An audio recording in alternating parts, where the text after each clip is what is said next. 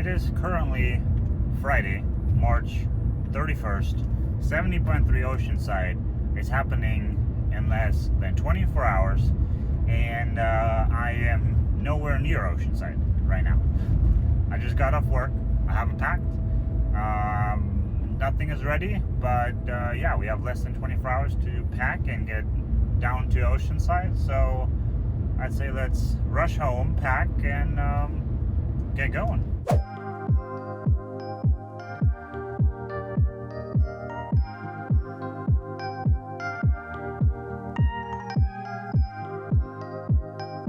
Easy, we're late. We're very late for packing. Very late for packing. Yeah, we gotta go pack. We gotta go pack for a big weekend. Gotta go pack for a big weekend. Yeah, you ready? Soon after. So in order to pack successfully for an event like this and for... I know, Hazy, I'm trying. I keep messing it up. With a big event like a 70.3 Ironman, there's a lot that goes into it. So here are my 3 best things to prep for something, you know, for your traveling and everything. Tip number 1 is to have plenty of time. Like right now, 30 minutes before you're supposed to meet up with your friends to head down to the event. Plenty of time. I should get going. Tip number 2 is to have all your gear laid out ahead of time so that when you're packing you can go through one by one and see if you missed anything. And as you can see behind me, I obviously did that. In all seriousness, I think it helps, of course, to be prepared ahead of time and everything. It helps to just lay it out what you're going to pack.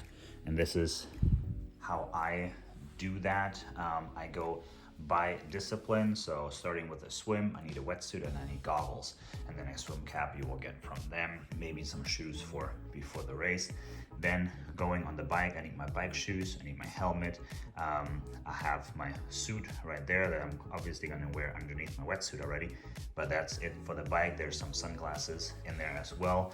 And then for the run, we have the running shoes, we have a hat, and we have a belt for a number that we have to carry. And that's basically all I need for the run. And then out here, I'm currently not too concerned about nutrition. I worry about that when we get there, but this is all I'm gonna bring. I bring my gels, just all the ones that I have, just in case, little snack, and then my base salt that I already have filled in some of these containers, maybe some pills, maybe just some electrolytes, or maybe some electrolytes with carbs. We'll see. But the best thing is really to just bring more than you think you need, lay out everything by discipline, and then worry about all the other things you might need to bring for the weekend in general, like clothes and stuff. But that's how I do it, that's how it works. So let's pack it all up and let's get going down to Oceanside. After finally packing my bags on Friday, we packed up the car and headed down to Oceanside, California. Once we arrived in Oceanside, there was not a lot of time left in the day to get to the athlete check-in, check out the Ironman village, so we got started on that right away. We unloaded the car, went down to the athlete registration, which is down by the beach, and picked up our race package. Overall, we couldn't have asked for any better weather. Last minute, they changed the course on us, and instead of swimming out into the ocean through the breach, we actually swam only in the harbor and headed back out. In the morning, it was fairly cold in the mid-40s, low 50s, but then once the sun got up, it warmed up relatively quickly to about 60 degrees Fahrenheit, which was absolutely amazing on the bike. And by the time we made it on the run, with the low 60s to mid-60s, we weren't cooking too bad in the heat. So overall, we couldn't have asked for any better weather for an event like this. It was just an absolutely great day. It is now Monday afternoon after Oceanside 70.3 Ironman. It did not go according to plan. So let's dive right into it. Let's unpack why or what might have happened. I actually don't know what happened or why it happened, but let's go over really quick. I have it right here, what the results for everything were. Starting off with the swim, 1.2 mile swim, as you all know. That one was 35 minutes. Overall, I think a few seconds slower than last year's race, but other than that, it was pretty good. It was a smooth sailing all the way through. I started a little late in the chute, and I did pass a lot of swimmers, so I might have been able to get another minute out of there, but the swim is nothing I'm usually concerned about or try to rush or really race. The swim is just something that I am trying to get over with, to put it that way. I just have to get through the swim. I don't dislike the swim. It's an easy discipline.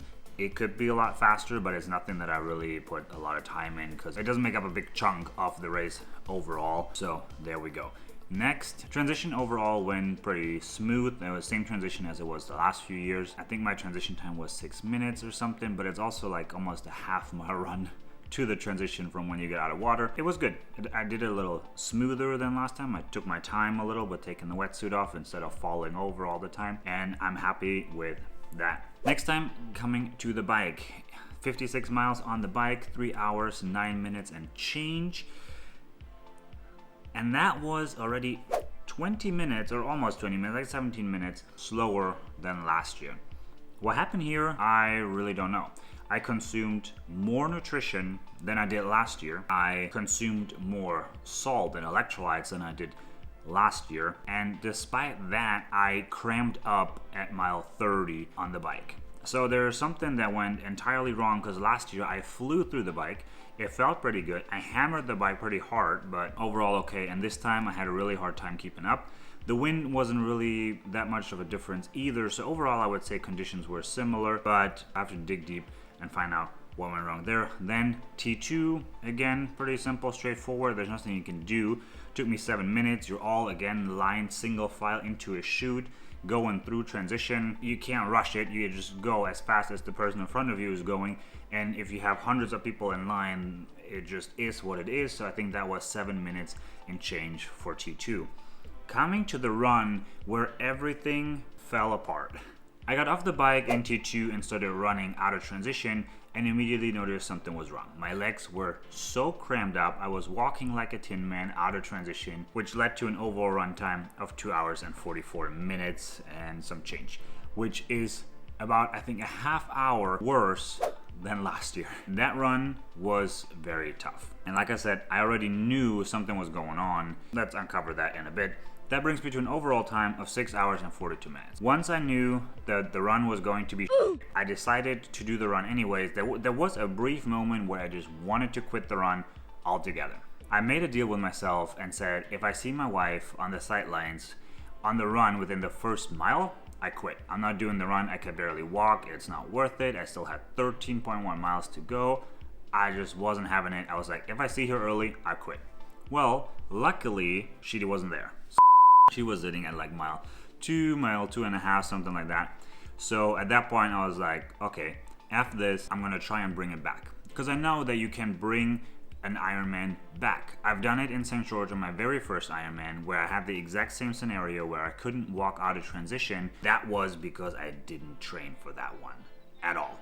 First one ever, never trained, big mistake. But I knew that you can bring it back and you can still finish easily within the 8.5 hour mark. So I got my salt, I got electrolytes, gels, everything, and I just started downing it like there's no tomorrow. It took about 3 to 4 miles for my legs to come back. They never came back fully to where you can actually run and feel good, but to a point where I could at least run for a mile, walk the aid station, run again, run. At this point, we're just doing damage control. We're running about a 10-minute mile when everything was going good, 11-minute mile when it wasn't so good. All that being said, I knew that my sub 6 hours wasn't gonna happen. My goal of 5:45 was long gone, and now all I cared about was to stay under 7 hours. And when I saw my friend on the flip around, because Oceanside is a 2-loop run course, I decided I'd just run with him. And he was having a rough time for his own reasons, but I had a really good time just saying screw the time and just having fun with my friend on the run course. And that was worth it so much more than trying to chase a good time. That's what I'm really taking out of this event. Something was off from the beginning. I wasn't too excited about it. I wasn't very nervous in the morning like I was with all the other races before, and something just didn't feel right. Once I said screw it, and maybe it was too much pressure on myself, I don't know, but once I screwed the time out the window and just started having fun, it was actually fun. We ran, I think, the last 4 or 5 miles together. I had a good time. The day, it was awesome, perfect weather for the run, and then afterwards we had some really good food on the beach, just some fish and chips, some acai bowls. had some dinner, went to bed, had a horrible sleep because I was so sore and I never sleep after an event like that. My body is, yeah, that was it. That was Oceanside.